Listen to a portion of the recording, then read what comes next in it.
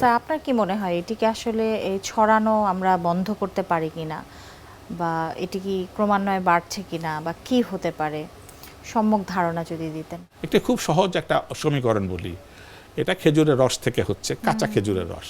তাহলে নো কাঁচা খেজুরের রস পান equal to no Nipah virus. তাহলে পারে এই অনুষ্ঠান থেকে আমি বারবার বলছি, এটা তো প্রত্যন্ত অঞ্চলে চলে যাবে, প্রান্তিক জনগোষ্ঠী অনুষ্ঠানটা দেখবে। আমাদের একটি আবেদন থাকবে, অবশ্যই আমরা খেজুরের রসের স্বাদ থেকে বঞ্চিত হব না, অর্থকরী বিষয়ও বটে। শুধু কাঁচা খেজুর রসটাকে আমরা গরম করে নিব অথবা গুড়ে পরিবর্তিত করব। তাহলে পারেই আর আমাদের এই পরবর্তী জটিলতাগুলি আর হবে না। যেই রোগীরা আইসিইউ থেকে কিংবা নর্মাল ওয়ার্ডে সাপোর্টিভ কেয়ার হয়েই স্বাভাবিক জীবনে ফিরতে পেরেছেন, তাদের কি আসলে পরবর্তী সময়ে কোনো ধরনের এটার কমপ্লিকেশন অ্যারাইজ করেছে কিনা, এই ধরনের কোনো স্টাডি এখন পর্যন্ত আছে কিনা, বা পরবর্তীতে তাদের জীবন যে যাত্রা সেটি কি আসলে কীরকম ছিল? কোভিড যেরকম আমাদের ব্যাপক একটা জনগোষ্ঠীর জন্য একটা থ্রেট, এবং এটা ইউরোপে বা আমেরিকাতে হয়েছে, ফলে তারা ব্যাপক একটা স্টাডি করেছে তাদের নিজের জীবন। কিন্তু এটা তো শুধুমাত্র খেজুরের রসের সাথে সম্পৃক্ত, তাহলে ইউরোপ এবং আমেরিকাতে খেজুরের গাছ নাই, ফলে তাদের এটা নিয়ে এটাকে তারা কি বলে যে এটাকে আপনি বলেন লেস লাইকলি, অর্থাৎ এটাকে তারা গুরুত্বের ভিতর নিচ্ছে না। ফলে যে ব্যাপক গবেষণা করতে গেলে যে অর্থায়ন, যে প্রযুক্তি, যে লোকবল, যে টেকনিক্যাল হ্যান্ডস, এটাতে আজ পর্যন্ত এটাকে ইনভলভ করা যায়নি। ফলে এই যে স্টাডিগুলি অদ্যাবধি খুব সুসংগঠিত না। কিন্তু আমরা একাডেমিক্যালি কতগুলি জিনিস বুঝতে পারছি, কারো যদি এনকেফালাইটিস হয়, পরবর্তীতে তার হাত পা বিকলাঙ্গ বা ভাইটাল কোনো অর্গানে এটা তাকে ইনভলভ করতে পারে, পরবর্তীতে এমনকি মানসিক জটিলতা হতে পারে, এবং এই মানসিক জটিলতা তার দীর্ঘমেয়াদী হতে পারে। সেই ক্ষেত্রে তার কনজারভেটিভ ট্রিটমেন্টের পাশাপাশি তাকে সাপোর্টিভ ট্রিটমেন্ট এবং পরে রিহ্যাবিলিটেশন এবং কাউন্সেলিংটাও লাগতে পারে। একেবারে চমৎকার বলেছেন স্যার। অনুষ্ঠানে এই পর্যায়ে একটি ছোট্ট বিরতি নিয়ে নিব, বিরতির পর ফিরে এসে আমরা আরো আলোচনা করব।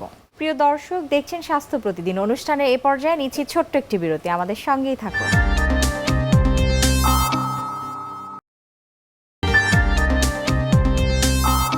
ফিরে এলাম বিরতির পর। অনেক ধন্যবাদ এতক্ষণ সঙ্গে যুক্ত থাকবার জন্য।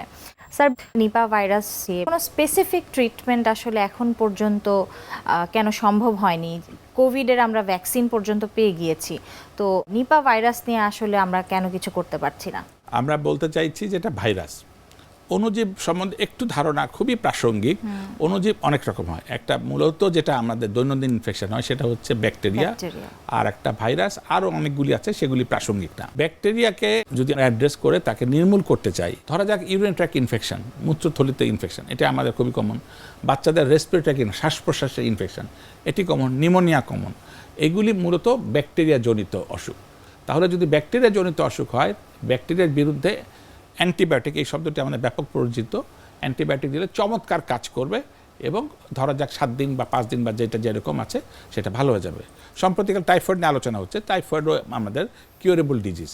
কিন্তু আমরা শুরু করেছিলাম যেটা যে ভাইরাস দ্বারা যেই সমস্ত অসুখগুলি হয় সেগুলিকে অ্যান্টিভাইরাল ড্রাগ, যেটা খুব সফলভাবে চিকিৎসা করে আমরা তৃপ্ত হই, এরকম কোনো ঔষধ আমাদের হাতে অদ্যাবধি আসে নাই। তার উদাহরণ হিসেবে আমরা বলেছি এইডস, এটা HIV দ্বারা হয়, তার চিকিৎসা নাই। কোভিড ভাইরাস COVID তার নাই। SARS সার্স নাই, মার্স নাই।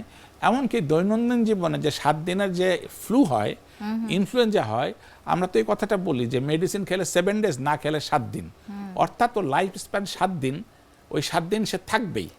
শুধুমাত্র আমরা তাকে সাপোর্টিভ ট্রিটমেন্ট দিয়ে অন্য কোনো কমপ্লিকেশন যেন না হয় সেটার দিকে আমরা লক্ষ্য রাখি। তাহলে মানে এই ক্ষেত্রে একই কথা বারবার করে আমি বলতে চাইছি যে নিপা ভাইরাসটাকে আমরা মারতে পারছি না, কিন্তু যখনই আমরা বুঝে যাব যে ভাইরাস হয়েছে, তখন অন্যান্য মাল্টি অর্গান যেন ইনভলভ না হয়, সেই জন্য সেভাবেই আমরা যথার্থ সাপোর্টটা দিতে হবে।